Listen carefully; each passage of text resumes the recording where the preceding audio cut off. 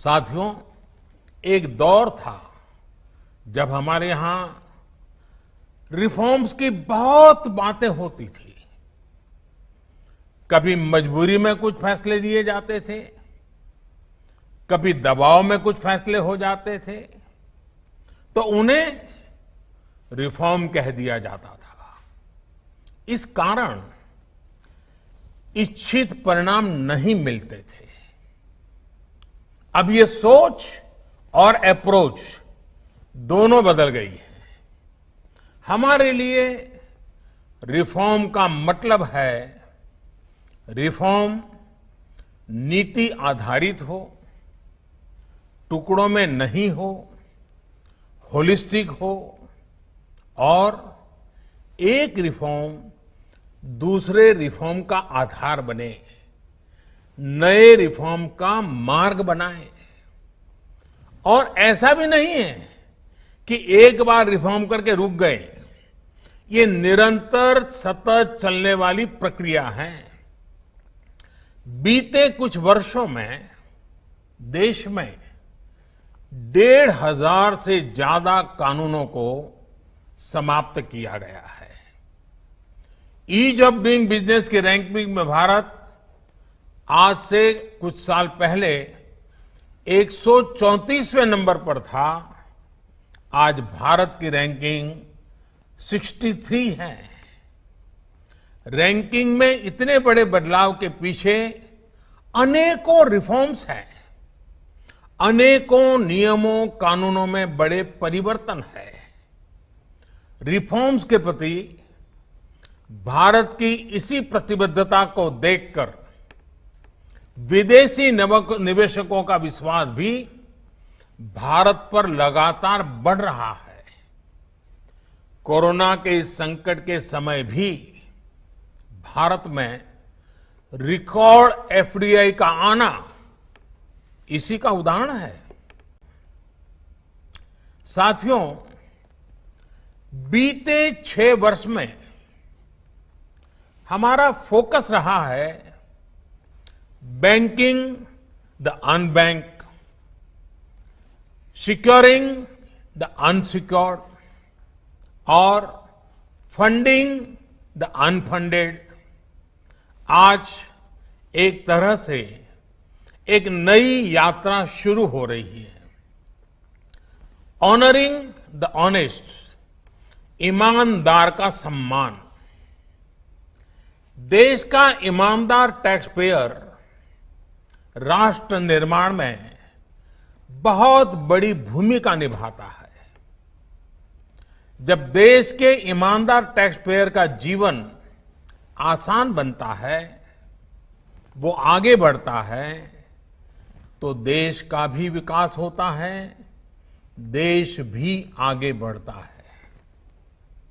साथियों, आज से शुरू हो रही नई व्यवस्थाएं, नई सुविधाएं, मिनिमम गवर्नमेंट, मैक्सिमम गवर्नेंस, इसके प्रति हमारी प्रतिबद्धता को और मजबूत करती है।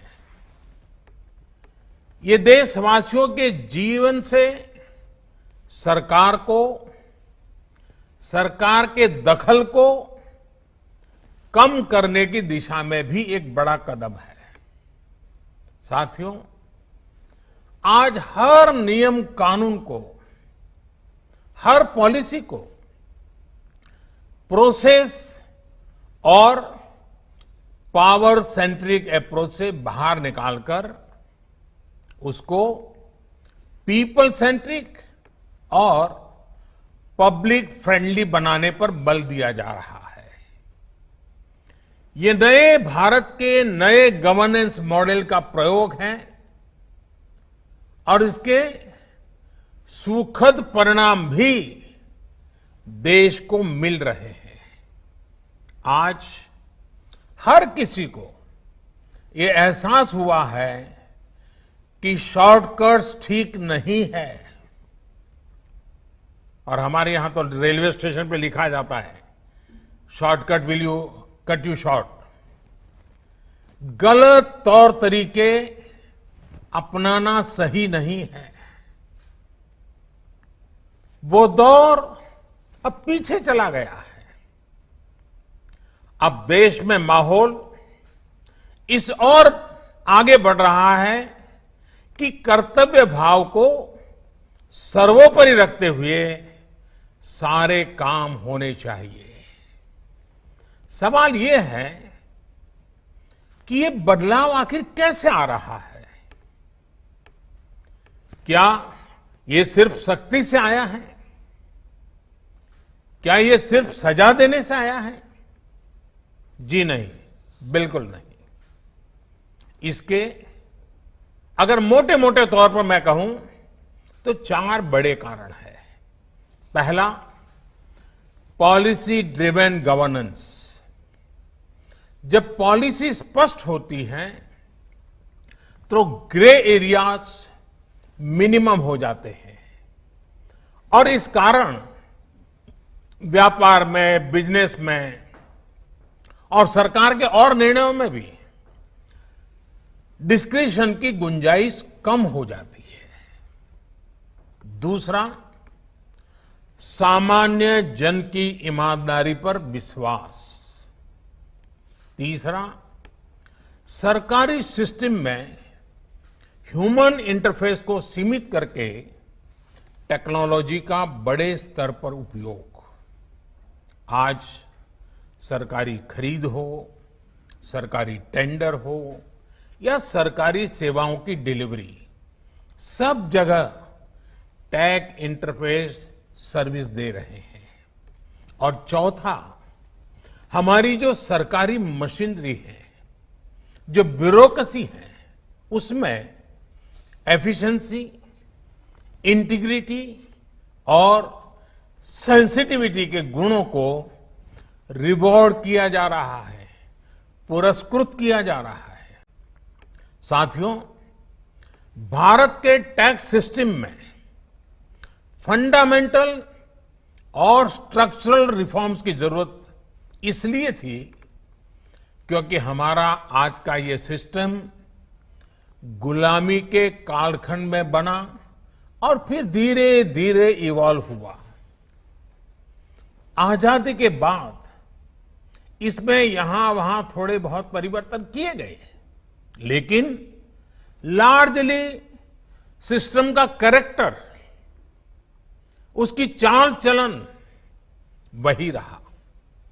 परिणाम यह हुआ कि जो टैक्स पेयर राष्ट्र निर्माण का एक मजबूत पिलर है, जो देश को गरीबी से बाहर निकालने के लिए योगदान दे रहा है, उसको कटघरे में खड़ा किया जाने लगा। इनकम टैक्स का नोटिस फरमान की तरह बन गया। देश के साथ छल करने वाले कुछ मुट्ठी भर लोगों की पहचान के लिए बहुत से लोगों को अनावश्यक परेशानी से गुजरना पड़ा। कहां तो टैक्स देने वालों की संख्या में गर्व के साथ विस्तार होना चाहिए था और कहां गठजोड़ की, साठगांठ की व्यवस्था बन गई।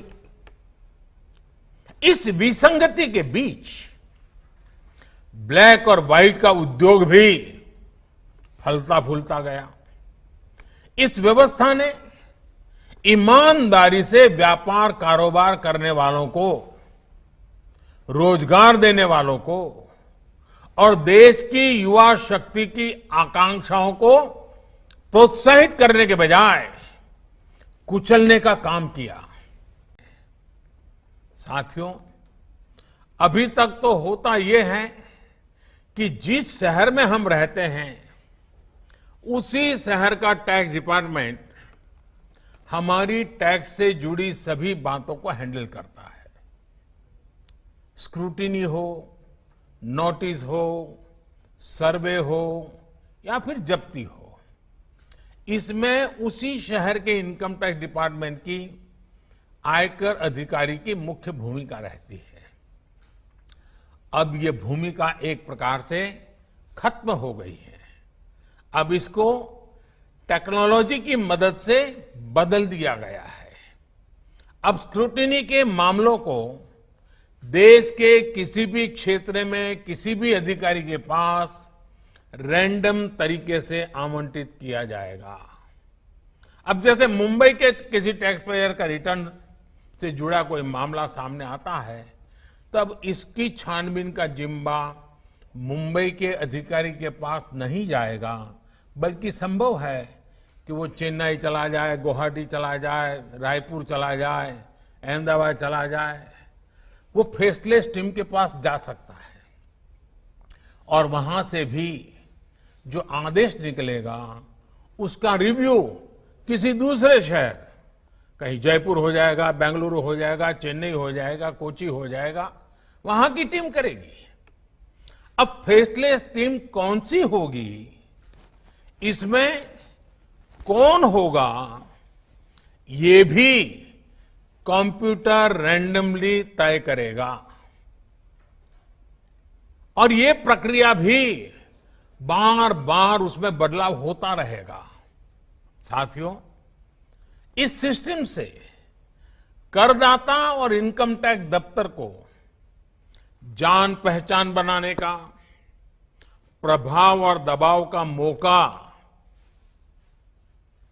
अब जीरो हो गया। सब अपने अपने दायित्व के हिसाब से काम करेंगे। डिपार्टमेंट को इससे लाभ ये होगा कि अनावश्यक मुकदमेबाजी बचेंगे उससे। दूसरा, ट्रांसफर पोस्टिंग में लगने वाली गैर जरूरी ऊर्जा से भी अब राहत मिलेगी। इसी तरह टैक्स से जुड़े मामलों की जांच के साथ साथ अपील भी अब फेसलेस होगी। साथियों, जहां कॉम्प्लेक्सिटी होती है वहां कंप्लायंस भी मुश्किल होता है। कम से कम कानून हो, जो कानून हो वो बहुत स्पष्ट हो, तो टैक्स पेयर भी खुश रहता है और देश खुशहाल होता है।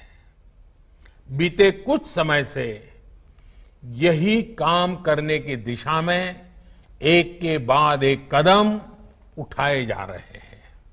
अब जैसे दर्जनों टैक्सेस की जगह जीएसटी आ गया, रिटर्न से लेकर रिफंड की व्यवस्था को पूरी तरह से ऑनलाइन किया गया।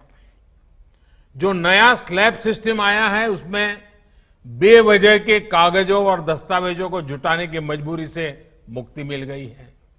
यही नहीं, पहले 10 लाख रुपए से ऊपर के विवादों को लेकर सरकार हाई कोर्ट और सुप्रीम कोर्ट पहुंच जाती थी। अब हाई कोर्ट में 1 करोड़ रुपए तक के और सुप्रीम कोर्ट में 2 करोड़ रुपए तक के केस की सीमा तय की गई है। विवाद से विश्वास जैसी योजना से कोशिश ये है कि ज्यादातर मामले कोर्ट से बाहर ही सुलझ जाए। इसी का नतीजा है कि बहुत कम समय में ही करीब 3 लाख मामलों को सुलझाया जा चुका है। साथियों, प्रक्रियाओं की जटिलताओं के साथ साथ देश में टैक्स भी कम किया गया है। 5 लाख रुपए की आय पर अब टैक्स 0 है। बाकी स्लैब में भी टैक्स कम हुआ है। कॉरपोरेट टैक्स के मामले में हम दुनिया में सबसे कम टैक्स लेने वाले देशों में से एक हैं। साथियों, कोशिश ये है कि हमारी टैक्स प्रणाली सीमलेस हो, पेनलेस हो, फेसलेस हो। सीमलेस यानी टैक्स एडमिनिस्ट्रेशन हर टैक्स पेयर को उलझाने के बजाय समस्या को सुलझाने के लिए काम करे।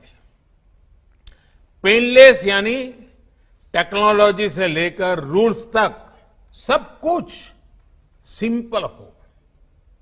फेसलेस यानी टैक्स पेयर कौन है और टैक्स ऑफिसर कौन है, इससे मतलब ही नहीं होना चाहिए। आज से लागू होने वाले ये रिफॉर्म्स इसी सोच को आगे बढ़ाने वाले हैं। साथियों, इस एक महत्वपूर्ण रिफॉर्म के साथ साथ आज भारत एक बहुत महत्वपूर्ण कदम उठा रहा है और वो है टैक्स पेयर चार्टर। ये टैक्स पेयर चार्टर भी देश की विकास यात्रा में बहुत बड़ा कदम है और टैक्स पेयर के लिए अधिकार और कर्तव्य दोनों को संतुलित करने का और सरकार की जिम्मेवारी पक्की करने का ये बहुत अहम कदम है। टैक्स पेयर को इस तरह का सम्मान और सुरक्षा देने वाले दुनिया में बहुत कम देश है, गिने चुने देश हैं। लेकिन अब भारत भी इस महत्वपूर्ण कदम की ओर अपने आप को ले जाकर के उसमें शामिल हो गया है। अब टैक्स पेयर को उचित, विनम्र और तर्क संगत व्यवहार का भरोसा दिया गया है। यानी आयकर विभाग को अब टैक्स पेयर की डिग्निटी का संवेदनशीलता के साथ ध्यान रखना होगा। अब टैक्स पेयर की बात पर विश्वास करना होगा। डिपार्टमेंट उसको बिना किसी आधार के ही शक की नजर से नहीं देख सकता। अगर किसी प्रकार का संदेह है भी तो टैक्स पेयर को अब अपील और समीक्षा का भी अधिकार दिया गया है। साथियों, अधिकार हमेशा दायित्वों के साथ आता है, कर्तव्यों के साथ आते हैं। इस चार्टर में भी टैक्स पेयर से कुछ अपेक्षाएं की गई हैं। टैक्स पेयर के लिए टैक्स देना या सरकार के लिए टैक्स लेना ये कोई हक का, अधिकार का विषय नहीं है, बल्कि ये दोनों का दायित्व है, जिम्मेवारी है, कर्तव्य है, रिस्पॉन्सिबिलिटी है। टैक्स पेयर को टैक्स इसलिए देना है क्योंकि उसी से सिस्टम चलता है। देश की एक बड़ी आबादी के प्रति देश अपना फर्ज निभा सकता है और उज्जवल भविष्य की ओर कदम भी रख सकता है। इसी टैक्स से खुद टैक्स पेयर को भी तरक्की के लिए, प्रगति के लिए बेहतर सुविधाएं और इंफ्रास्ट्रक्चर मिल पाता है। वहीं सरकार का ये दायित्व है कि टैक्स पेयर की पाई पाई का सदुपयोग करे। ऐसे में आज जब करदाताओं को सुविधा और सुरक्षा ये दोनों मिल रही हैं, तो देश भी हर टैक्स पेयर से अपने दायित्वों के प्रति ज्यादा जागरूक रहने की अपेक्षा करता है। साथियों, बीते 6 वर्षों में भारत ने टैक्स एडमिनिस्ट्रेशन में गवर्नेंस का एक नया मॉडल विकसित होते देखा है। We have decrease complexity, decrease taxes, decrease litigation, increase transparency, increase tax compliance, increase trust on the taxpayer। साथियों, इन सारे प्रयासों के बीच बीते 6-7 साल में इनकम टैक्स रिटर्न भरने वालों की संख्या में करीब 2.5 करोड़ की वृद्धि हुई है। ये वृद्धि तो बहुत बड़ी है, लेकिन इस बात का हम इनकार नहीं कर सकते हैं कि इसके बावजूद भी 130 करोड़ के देश में ये बहुत कम है, बहुत कम है। इतने बड़े देश में सिर्फ 130 करोड़ में से 1.5 करोड़ साथी ही इनकम टैक्स जमा करते हैं। 130 करोड़ में 1.5 करोड़।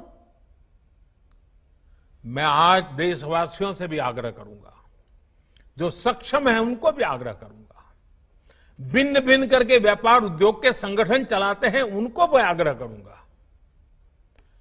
इस पर हम सबको चिंतन करने की जरूरत है, देश को आत्मचिंतन करना होगा और ये हमारा आत्मचिंतन ही आत्मनिर्भर भारत के लिए आवश्यक है, अनिवार्य है। और ये जिम्मेदारी सिर्फ टैक्स डिपार्टमेंट की नहीं है, ये जिम्मेवारी हर हिंदुस्तानी की है, हर भारतीय की है जो टैक्स देने में सक्षम है, लेकिन अभी वो टैक्स नेट में नहीं है। वो स्वप्रेरणा से अपने आत्मा को पूछे, आगे आए। और अभी 2 दिन के बाद 15 अगस्त है। आजादी के लिए मरने मिटने वालों को जरा याद कीजिए, आपको लगेगा हां मुझे भी कुछ न कुछ देना चाहिए। आइए विश्वास के, अधिकारों के, दायित्वों के इस महत्वपूर्ण भावना का सम्मान करते हुए, इस प्लेटफॉर्म का सम्मान करते हुए नए भारत, आत्मनिर्भर भारत के संकल्प को सिद्ध करें।